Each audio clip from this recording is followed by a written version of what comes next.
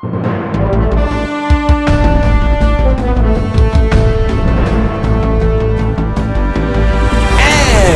and welcome to Hindsight Tonight. I'm Damian Muziani, and here's your news. Leading off, how low can you go? Doing the commander-in-chief limbo, President Joe Biden's approval rating just hit its lowest level yet.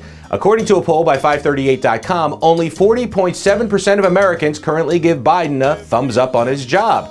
How did we get here? Well, clearly, there are a few things working against the president, including the never-ending COVID situation, soaring inflation rates, mental lapses, record-high gas prices, that Build Back Better bust, having the same DNA as Hunter, lying about the Afghanistan withdrawal, and still being completely ignored whenever Barack Obama shows up. Incredibly, at the same point of his term, former President Donald Trump's approval rating was actually higher than Biden's. I need help processing this, excuse me. And this is my fourth take.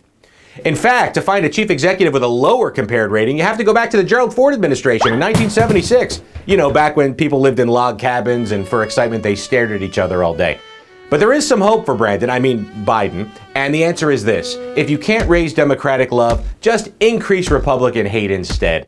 In true bipartisan spirit to help the president, Georgia Republican Representative Marjorie Taylor Greene voted against an act that will allow new moms to have better access to desperately needed baby formula.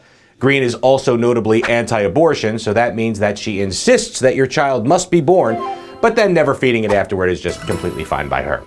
And if you think Representative Greene may be missing a sensitivity chip, scientists in her home state are working hard to replace it. A Georgia State research team used new research technology to hack into gene activity in hamsters.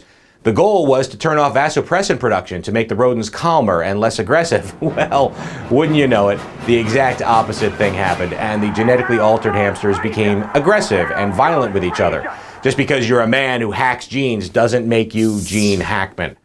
This is literally how every zombie movie begins, with some experiment in some secret lab, a bunch of goofballs in white coats playing God, and the next thing you know, you can't have pets anymore unless they're kept like Rhino in that Bolton movie. One of them escapes, bites a human, and then you have a zombie COVID apocalypse on your hands. 1 minute you're a mild-mannered, cultured business person, the next minute you become a crazy soccer fan. And finally tonight, a medium-sized, non-aggressive pat on the back for us. Hindsight Tonight was awarded 3 Silver Communicator Awards last week for individual distinction in comedy, news, and copywriting. We are honored for this recognition, and we're keeping our fingers crossed for more good news this week when the People's Telly Award winners are announced. It's your approval rating that we really care about. And that's your news. This is Hindsight Tonight. Join us right here every Sunday for Fresh Hindsight.